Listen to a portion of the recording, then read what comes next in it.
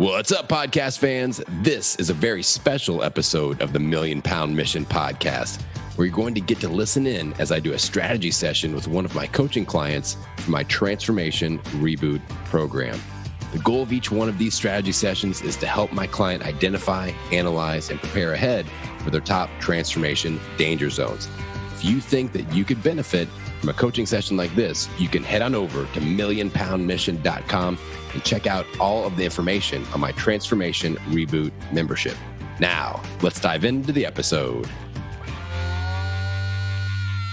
All right, Cassandra, welcome to your hot seat session. What would you like to focus on today?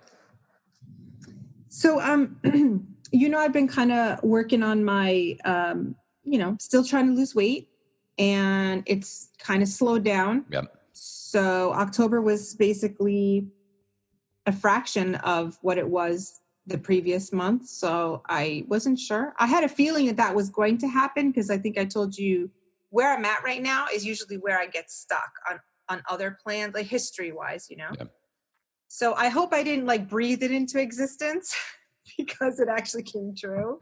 But so I'm a little bummed, and I think like I even posted on Facebook, fatigue has officially set into my life. I'm kind of tired of wearing the pants all the time. I've got my kids' birthdays. I have a boss who's really ruining a job that I loved, and it's amazing what she could do in 9 months. And I'm just getting tired of the fight. And so I don't feel bad about my food necessarily. I just want the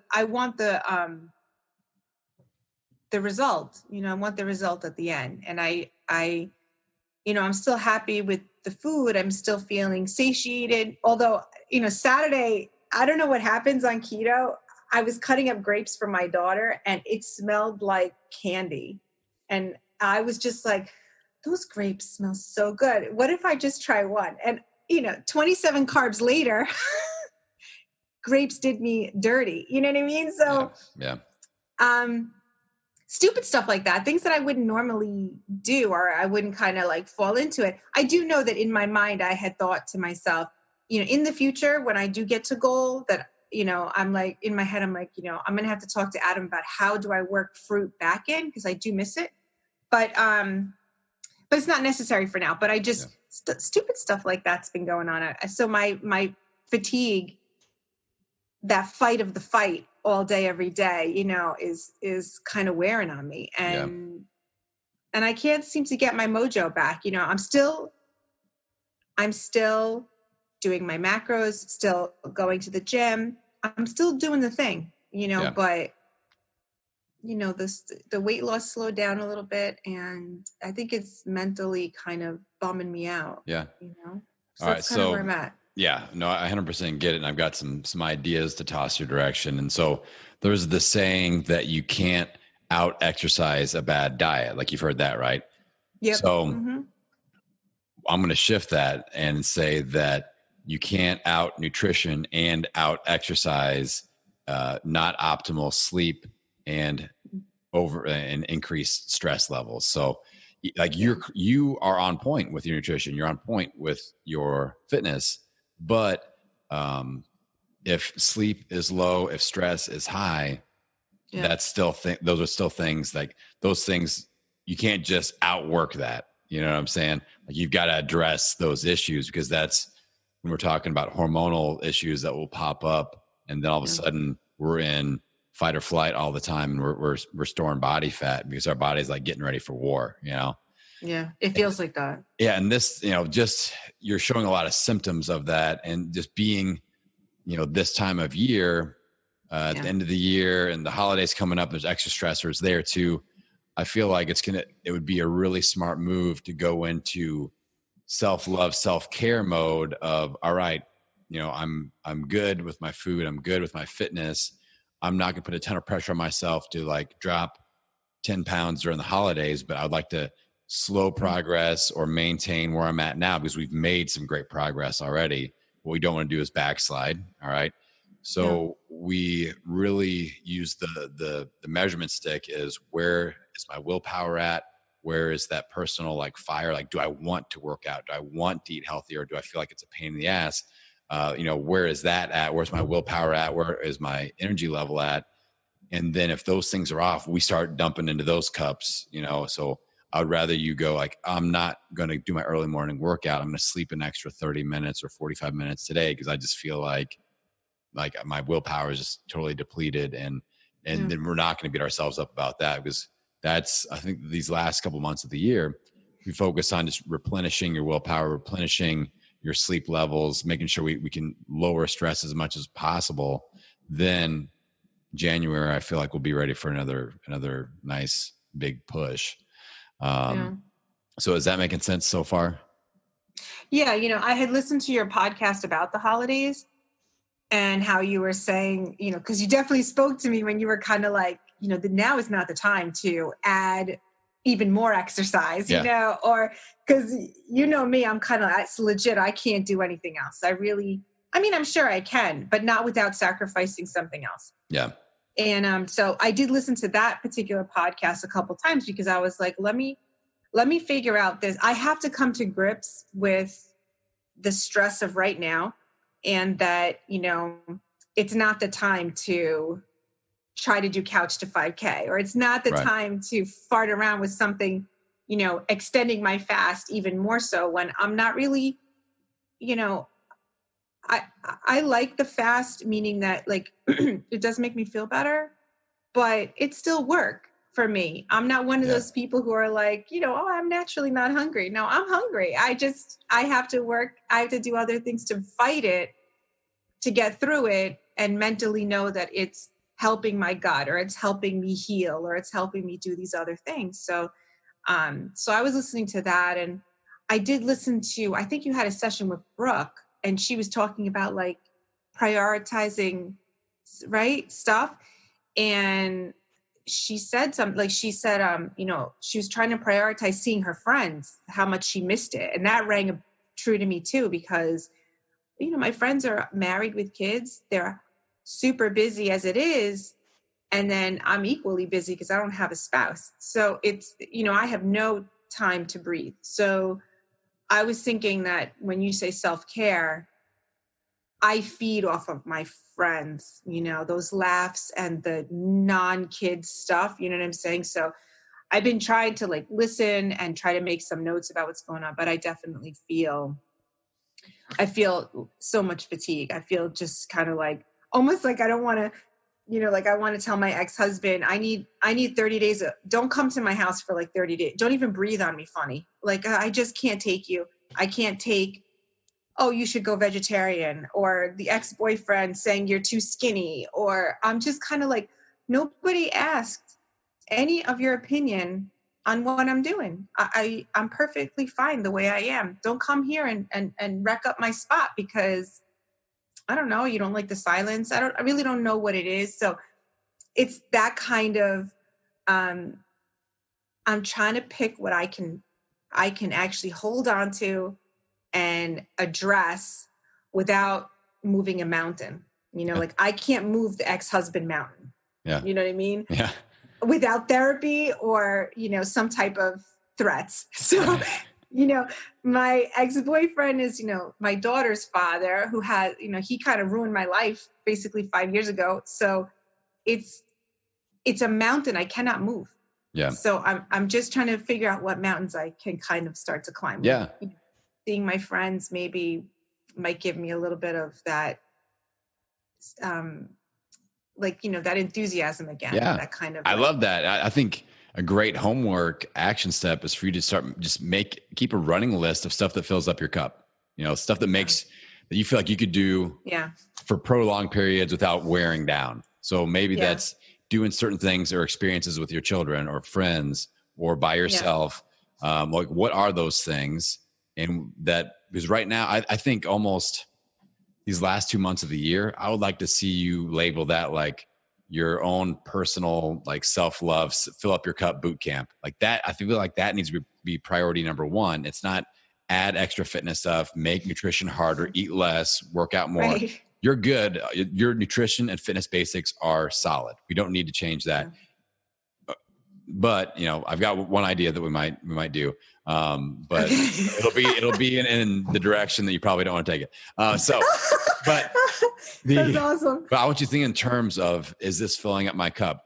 I want that to be a priority of just being aware. Like, obviously you have to do some things, you have to deal with some stressful stuff, but if you do deal with that, you're like, all right, how do I go back to my fill up my cup list? Can I schedule a play date with one of my friends that, the kids can do a thing and then we laugh together while the kids do a thing, or little stuff like that. Like, what are the fill up the cup moments that you can go to and pull from to replenish throughout the end of the year? So I think that's going to be important. Now, two nutritional ideas that we could implement that will help. Like, fasting is a stress on the body, and especially if you're feeling hungry on the non-eating window, one thing that we could do is just expand your eating window by an hour or 2 hours. So you start or finish a little bit, so that the eating window is larger. That's one way to kind of just nudge things where you're still getting the benefits of intermittent fasting, but it's not as stressful on the body. That might be a good idea. And or adding a little bit of calories. Like, when I looked at your chart, I'm like, we're a little bit on the lower end of the calorie zone here. So, even just doing a 50 calorie per week ramp up over 4 weeks, so that week 1, you add 50 calories total per day. So if you were at 1400 as your top number, then that first week would be like 1450, then 1500, 1550, 16, you go up by 50 or even like 25 calories per day. If you want to go even slower than that, just to nudge it up a little bit. I do not feel like you'll see a negative effect out of that at all. Even if we just maintain, but you just have a little more fuel, I feel like your body would appreciate that, especially if it's dealing with extra stress right now. So think through those things. We can discuss that further offline, but I feel like those are two things to consider, just to make sure that things are less stressful on your body and hormonally and stress response wise. And you're not going to see any negative effects on that. It's not going to be, you're not going to wake up in January and be like, damn, I gained 30 pounds from 25 calories a day. That's not going to happen. But I feel like, again, your next action step to really focus on is that replenishment list. Like, just spend some time just journaling on that. What fills up your cup? What activities can you go to? And then we start implementing some of that back into the game plan, and just don't put, that extra unneeded stress on ourselves right now, these last couple months of the year. Let's really make it about you feeling good, you prioritizing sleep, lowering stress. And that's the focus point. And you'll gain a ton of momentum out of just doing that. I know it's hard to think that way. And your best attribute is also, or one of your best attributes is also one of your biggest weaknesses, is because you are a worker. I know you will put in work, it will get after a goal and you will work the hell out of it. But this isn't necessarily the time for that. And that's hard, because it's not like, all right, I want you to do 30 minutes extra every day. Like, you would do it. I know 100% you would do that if it's like workouts or whatever. But now it's about putting your willpower and your rest and really giving you what you need to recover and feel satisfied with your schedule and things like that. And that's harder to do than just put in extra push-ups and sit-ups and running on the treadmill. So, but yeah, I think that let's make you and how you feel in your mental state and recovery a priority for the next 8 weeks. And I think you'll see a good response. I still think you'll drop body fat and see a positive response on the scale too. Yeah, I think I definitely know the sleep thing. It started to wane on me because I had a heavy week last week. And, my coworkers bullied me into the Halloween costume situation. So that was, it is true.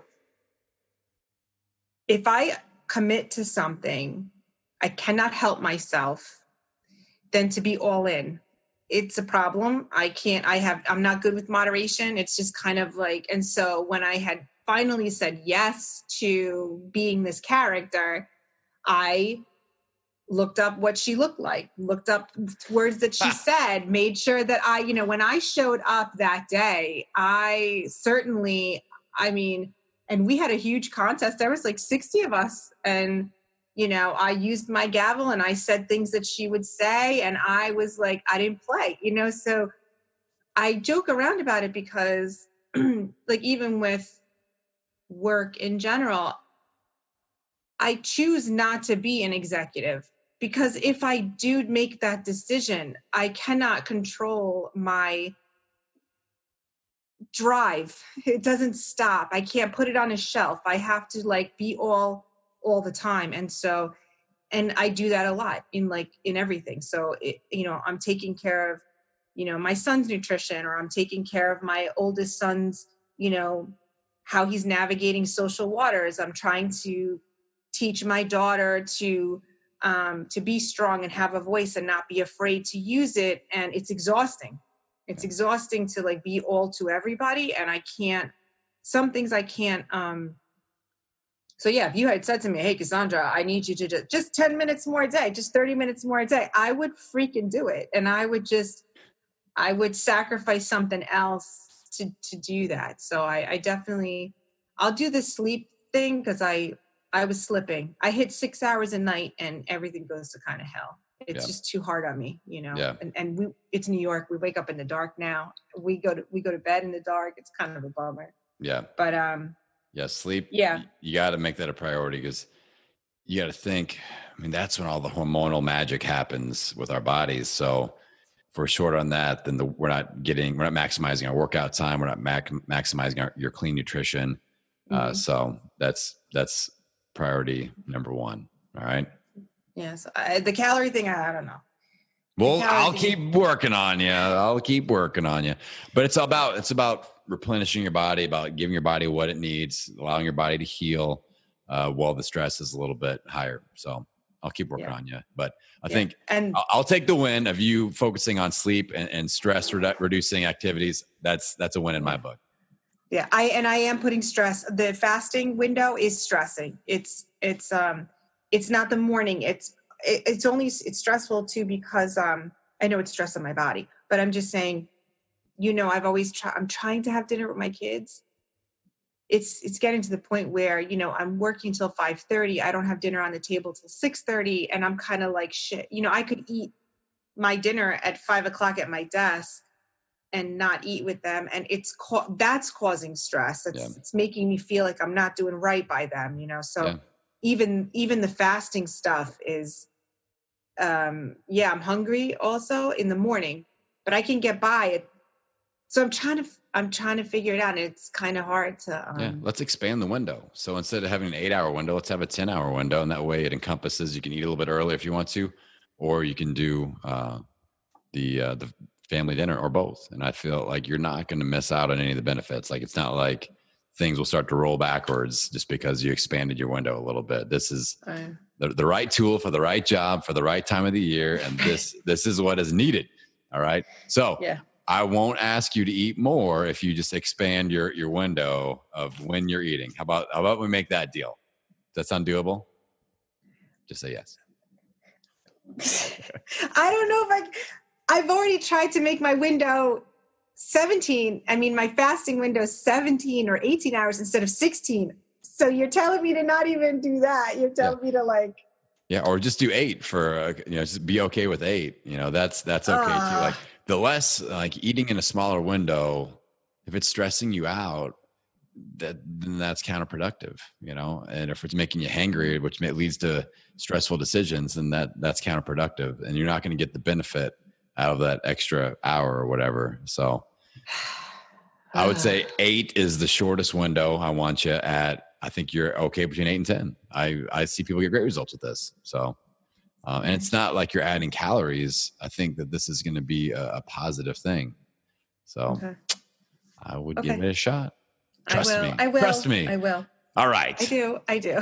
Good. So just let that marinate, and then you can even make it a slow progression to where maybe the first few days you try 8 or 8.5, or if you've been doing 6, just add a little bit and just expand it out a little bit. Let your body adjust, see how it feels. And let's find the sweet spot where you don't feel stressed, you don't feel hangry, and you're still at 10 hours or less with that window. And we can find maybe it's at 8.5. Who knows? Let's Okay. find out. Let's find out. All right. Let's get crazy and find out. Okay, fine. All right. Cool. Excellent. It's a deal. All right. Well, you've got your marching orders. I want you to make a list of willpower, replenishing concepts, and let's start dabbling with expanding the window, and we'll find a sweet spot. All right. All right. Sounds good.